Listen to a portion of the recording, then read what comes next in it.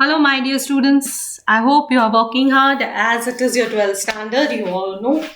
And yes, you all also know that the chapter that we are doing is chapter number 10. Subject भी मालूम ही है, economics है. Industrial sector is the name of the chapter.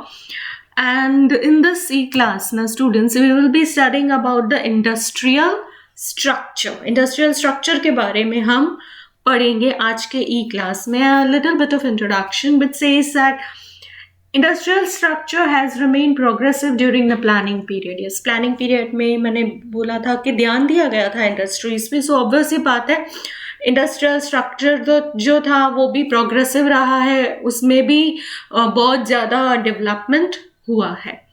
It is important to understand industrial structure to know various aspects of industrial sector. Industrial sector को अच्छे से समझने के लिए industrial structure भी अच्छे से समझना होता है. Industrial structure varies depending upon the factors which we will be doing in our E class. Very first is size of investment, ownership and produced goods. Now, yes, we start with the very first one, that is types of industries on the basis of investment size. Yes, investment के हिसाब से पहला division हम लोगों को यहाँ पे बताया गया है, जिसमें सबसे पहला है cottage industries. Very simple and easy. Cottage industries जो होती है वो बेसिकली एक फैमिली के लोग जो हैं वो चलाते हैं. यहाँ पे इक्विपमेंट्स जो होते हैं वो बहुत ही ज़्यादा सिंपल होते हैं. इलेक्ट्रिसिटी का यूज़ बहुत कम होता है. मशीन्स एंड इन्वेस्टमेंट्स भी यहाँ पे बहुत कम होती हैं. देखो, सिंपल सी बात है, यहाँ पे इक्विपमेंट्स बहुत ही सिंपल होते हैं, इतना ज़्यादा इलेक्ट्रिसिटी का यूज़ नहीं है. अगर इक्विपमेंट सिंपल है सो ऑब्वियस ही बात है मशीन एंड इन्वेस्टमेंट का भी यूज़, मशीन्स का यूज़ कम होगा एंड इन्वेस्टमेंट भी कम ही होगा. सो ये सारे फैक्टर्स को कंबाइन करके हमारी कॉटेज इंडस्ट्रीज बनती हैं, which says once again I will go through. It says that industries mainly run by family members and with simple equipments and with negligible use of electricity, machines and investment is known as cottage industry. Yes, machines इतनी नहीं use होती है, investment भी इतना नहीं होता है, electricity का यूज भी इतना नहीं होता है. The examples are khadi, papad, khakhra, incense stick industries etcetera. बाकी सिंपल एग्जाम्पल्स दिए हुए हैं. Papad and khakhra we all know, इनके लिए we don't need the electricity. हमें सिंपल चीज़ों की ज़रूरत होती है जो सबके घरों में ईजिली अवेलेबल होती है. फॉर एग्जाम्पल, जिसमें आटा गूंद सकें, जैसे कि परात होता है, जिसमें हम खाखरा बेल सकें, चकला एंड बेलन. सो ये सारी जो चीज़ें होती हैं इनमें इतना इन्वेस्टमेंट की ज़रूरत नहीं होती है. Let us move on to the next type in the investment size, which is tiny industries. Now, tiny industries जो होती हैं, they run on labor intensive production technique. यहाँ पे प्रोडक्शन टेक्निक जो अपनाया जाता है दैट इज लेबर इंटेंसिव. ना दो होते हैं, you all no, capital and labour, मगर यहाँ पे कैपिटल इंटेंसिव प्रोडक्शन टेक्निक नहीं होता है, labour intensive production technique use होते हैं. यहाँ पे हमें इन्वेस्टमेंट लिमिट जो है वो बताया गया है, the limit is up to 25 lakhs. So, industries run on labor-intensive production technique along with the investment limit up to 25 lakhs are known as tiny industries. The examples are industries of artistic products made from metal, leather, clay, etc. Simple and easy. Let us move on to the next one, which is small-scale industries. So, small-scale industries में obvious ही बात है, यहाँ पे investment जो है वो tiny से ज्यादा होगा. टाइनी से ज्यादा, it means over here the investment is of more than 25 lakh rupees and less than 5 crores and utilizes labor intensive production technique and ancillary to big industries are known as small scale industries. पहला investment limit हमें बताई गई है 25 लाख से लेके less than 5 crore होती है, more than 25 lakh से लेस देन 5 करोड़ से। Over here also labour intensive production technique अपनाया जाता है। एंड ये जो इंडस्ट्रीज होती है ना, small scale industries are supportive to big industries. Ancillary means supportive, helpful होती हैं बड़ी बड़ी इंडस्ट्रीज को। The examples are units producing tools and simple consumer goods, auto repair units, etc. Let us move on to the next one, that is medium scale industries. Medium scale industries again same, small से investment यहाँ पे ज्यादा होगा, मगर जो next है that is the large one, large से investment यहाँ पे कम होगा. Now over here the investment limit more than 5 crores but less than 10 crore rupees. Utilizes labor intensive और capital intensive production technique, दोनों में से कोई भी लेबर या कैपिटल इंटेंसिव प्रोडक्शन टेक्निक्स अपनाई जाती है are known as medium scale industry. Simple, बहुत ही सिंपल टॉपिक है ये। तो यहाँ पे एग्जांपल्स बताए गए हैं, industries of machineries, chemicals, electronic equipments etcetera. Next we move on to large scale industries. Again over here also investment limit, the industries which have investment of more than 10 crores and utilize capital intensive production technique are known as large scale industries. The investment 10 crore से ज्यादा and yes over here capital intensive technique अपनाई जाती है। The examples industries related to the equipments of railway, big vehicles, iron, etc. Yes, we all know railways equipments, railway के equipments बनाने के लिए, बड़ी बड़ी व्हीकल्स बनाने के लिए इन्वेस्टमेंट भी ज़्यादा चाहिए होता है एंड बट नेचुरल है, ये कैपिटल इंटेंसिव होती है। Now let us move on to the next type. The next heading जो है इंडस्ट्रियल स्ट्रक्चर में, वो है types of industries on the basis of ownership. Ownership के बेस पे यहाँ पे हम स्टडी करेंगे, जिसमें पहला आता है public sector industries. Now, industries which have the ownership and administration under government control are known as public sector units. Yes, ये जो भी हम पढ़ रहे हैं इसमें से कुछ भी आपके लिए नया नहीं है। पब्लिक सेक्टर में yes, यहाँ पे the control is of the government. Ownership, administration is under the government control. The example, railways, telephone, you all know railways obviously governed, taken care by the government, telephone है, postal department है, etc. Public sector units are classified in 3 categories. Now यहाँ पे ना 3 different categories आती हैं। सबसे पहला आता है departmental industries. Departmental industries examples, पहले मैं एग्जाम्पल दूंगी फिर मैं आगे हम इसमें बढ़ेंगे।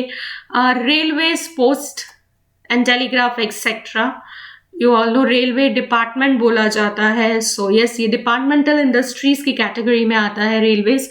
So when government runs industrial units under the direct observation and it's department and includes its income and expenditure provisions in budget is known as departmental industries. You all know railway budget हर साल हमारे country में आता है। Yes, TV पे दिखाया जाता है, newspapers में, सोशल मीडिया पे, प्रिंट मीडिया पे भी आता है।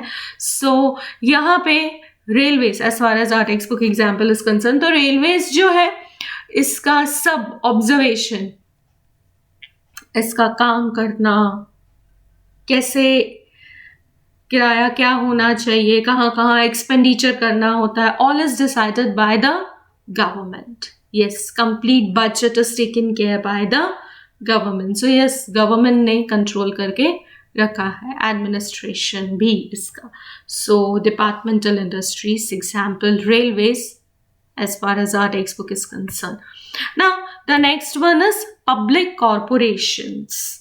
Units which are owned by central or state government, but administration is under independent control of corporations, where in administration and decision process is under strong influence of government is known as public corporations. Now, यहाँ पे जो units होती हैं वो या तो central government owner होती है या तो स्टेट गवर्नमेंट इनकी ओनर होती है, but the administration is under independent control of corporation. Administration जो है that is independently controlled, done by the corporation, whereas the administration and the decision process, जो decision process रहेगा, that is having a strong influence of the government.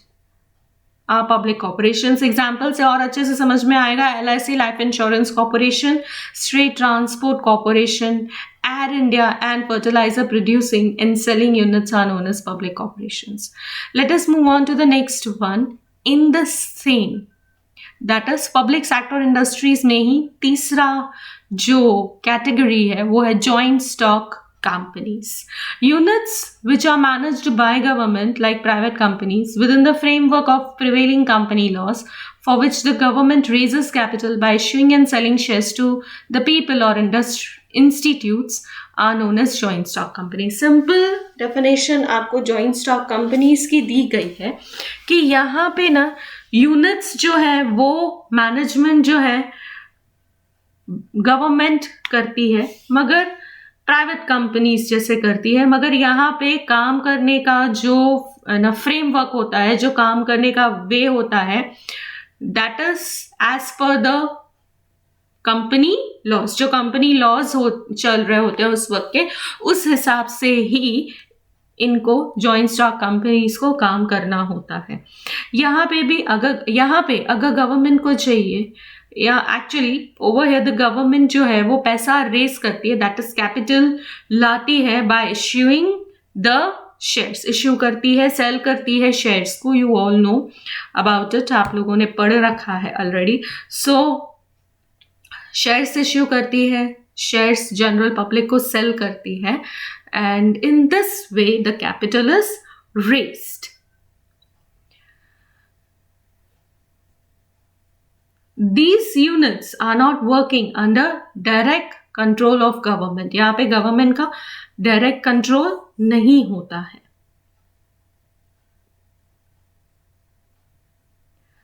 These types of units are different from departmental industries and public corporations. Obvious सी बात है, difference है इन सब में, तभी तो 3 categories है. Now the example of joint stock companies: Bharat Heavy Electricals Limited, BHEL in short it is known, Oil and Natural Gas Corporation Limited, that is ONGC, Indian Oil Corporation, IOC, etc. are the examples. Now let us move on to the next main heading. जैसे public sector industries एक heading है, वैसे ही दूसरी heading है private sector industries. Now private sector industries में हमको बताया गया है the industrial units which are owned and managed by the private sector. Simple, नाम से ही मालूम चल जाता है कि यहाँ पे जो ओनर्स हैं, जो मैनेजमेंट है, that is all done by the private sector.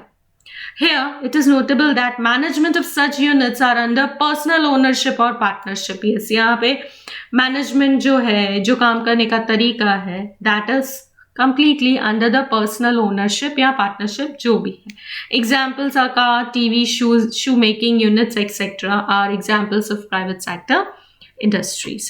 Let us move on to the next one, that is joint sector industries. Now, beginning of the para says that there is a difference between joint stock companies and joint sector industries. Again, दोनों में difference है, इसीलिए दोनों की heading भी यहाँ पे अलग अलग है.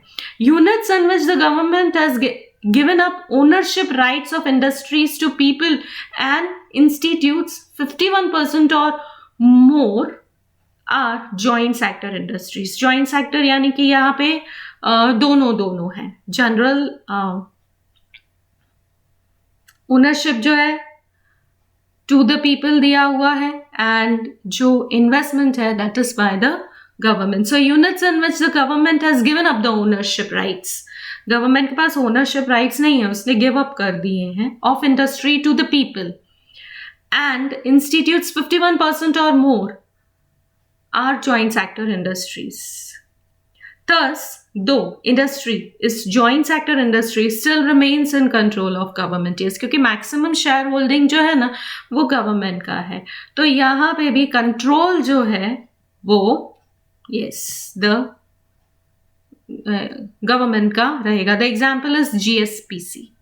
Let us move on to the next one, that is cooperative sector industries. Cooperative sector industries again बहुत ही वेल नोन है. कोऑपरेटिव सेक्टर के बारे में आप लोगों ने पढ़ा हुआ भी है.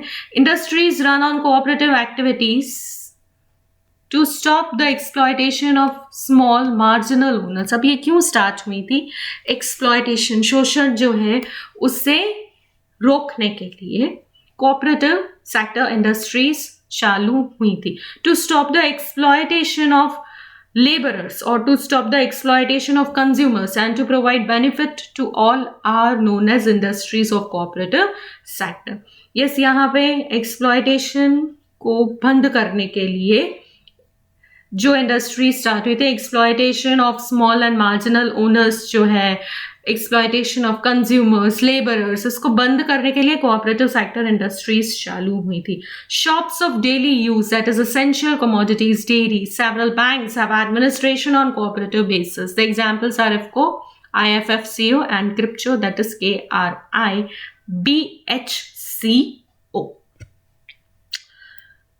बहुत सारे एग्जाम्पल्स आप लोगों को लोकल लेवल पर भी इजीली मिल जाएंगे. Now let us move on to the next one in the industrial structure itself, that is types of industries on the basis of products. On the basis of products यहाँ पे हम लोगों को बताया गया है. On the basis of types of products बोलो, on the basis of products बोलो, it's one and a same thing. So we start with the very first one, which is consumer goods industries. Goods which directly satisfy the requirement of the people are known as consumer goods industries. यहाँ पे जो goods हैं जो directly आपकी ज़रूरतों को पूरा करती हैं, मतलब over here चेंज हमें कुछ ऐसा सच लाना नहीं पड़ता है. Industries producing these types of commodities are known as consumer goods industry. Simple था. घी है, ऑयल है, सोप है, शैम्पू है, powder making industries et cetera. Now soap है, शैम्पू है, वी डोंट चेंज इट, बस हम मार्केट से लाए and we use it. So consumer goods industries. The second one is intermediate goods industries. Intermediate meaning अगर इसका क्लियर होगा तो ऑब्वियस सी बात है पूरा हेडिंग इसमें इजीली आपको समझ में आ जाएगा.